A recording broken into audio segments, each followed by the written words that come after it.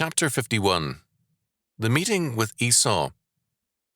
Genesis 33, 1-20. And Jacob lifted up his eyes and looked, and behold, Esau came, and with him 400 men. And he divided the children unto Leah and unto Rachel, and unto the 2 handmaids.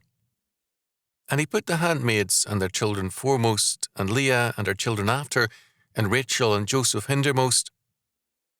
And he passed over before them, and bowed himself to the ground 7 times, until he came near to his brother. And Esau ran to meet him, and embraced him, and fell on his neck, and kissed him, and they wept. And he lifted up his eyes, and saw the women and the children, and said, Who are those with thee? And he said, The children which God hath graciously given thy servant. Then the handmaidens came near, they and their children, and they bowed themselves. And Leah also with her children came near, and bowed themselves. And after came Joseph near, and Rachel, and they bowed themselves. And he said, What meanest thou by all this drove which I met? And he said, These are to find grace in the sight of my Lord. And Esau said, I have enough, my brother, keep that thou hast unto thyself. And Jacob said, Nay, I pray thee, if now I have found grace in thy sight, then receive my present at my hand, for therefore I have seen thy face, as though I had seen the face of God, and thou wast pleased with me.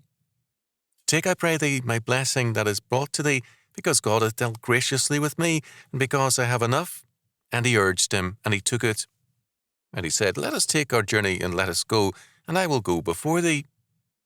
And he said unto him, My Lord knoweth that the children are tender, and the flocks and herds with young are with me, and if men should overdrive them one day, all the flock will die. Let my Lord, I pray thee, pass over before his servant, and I will lead on softly according as the cattle that goeth before me, and the children be able to endure, until I come unto my Lord unto Seir. And Esau said, Let me now leave with thee some of the folk that are with me. And he said, What needeth it? Let me find grace in the sight of my Lord.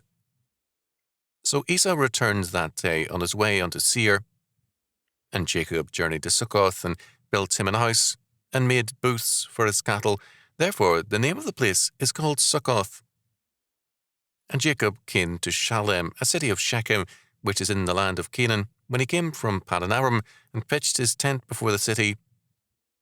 And he bought a parcel of a field, where he had spread his tent at the hand of the children of Hamor, Shechem's father, for 100 pieces of money.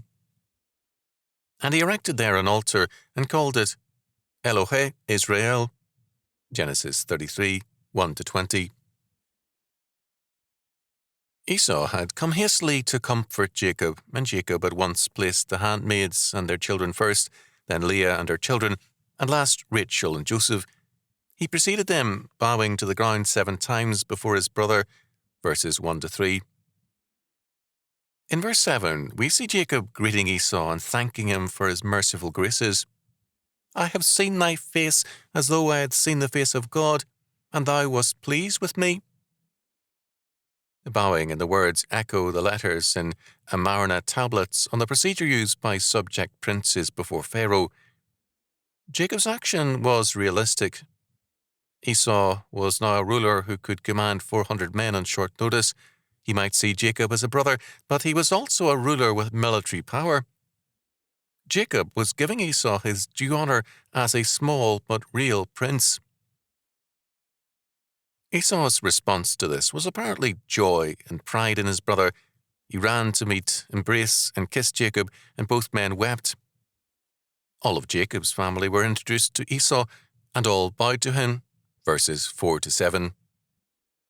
As the elder brother and a lord, he was given the honor which he was due, and Esau was moved by this. No doubt Rebekah had made known to Esau Jacob's religious preeminence, but Jacob was acknowledging Esau's personal power and priority. It was a sincere tribute, but also a fully correct one in terms of ancient rules of conduct. Esau then asked about the 5 herds of livestock that he'd met to see if they were truly a gift to him. Jacob answered, These are to find grace in the sight of my Lord. Verse 8. Esau was overwhelmed. He knew that his mother had prompted the deception of Isaac, and he was not about to fight his mother. Now Jacob was overwhelming him with his gifts and deferential respect. His response to the gift was, "I have enough, my brother, keep that thou hast to thyself." Verse 9. This Jacob refused to do and urged Esau to accept the gifts, which he did. Jacob gave 2 reasons, saying, first quote, "God hath dealt graciously with me." God had given Esau power, but his grace and prospering hand were with Jacob. This was a quiet reminder that God's choice was real, although it did not detract from Esau's blessings. Second, Jacob added, "I have enough." Verse 11. So Esau accepted the gifts and thereby shared in God's blessings, as Jacob intended he should. Esau then offered to accompany Jacob on the rest of his journey, but Jacob said this was not necessary. The slow movement of his herds would limit Esau's faster pace, verses 12 to 15. Many commentators have seen Jacob as fearful of too close a tie to Esau, but while this is possible, it is not a necessary interpretation. Jacob was right. The pace of the 2 groups was too ill-matched for a good trip together. Esau then returned to Seir, or Edom, verse 16. In Genesis 36, 6-8, we see Esau, who until then spent part of his time in residence with his parents, move all his quote-unquote substance and livestock to Seir. Their cattle could not coexist in the same area. Until then, most likely, Esau had helped his aged father manage his holdings as well as caring for his own. We are not told at what point Jacob returned home.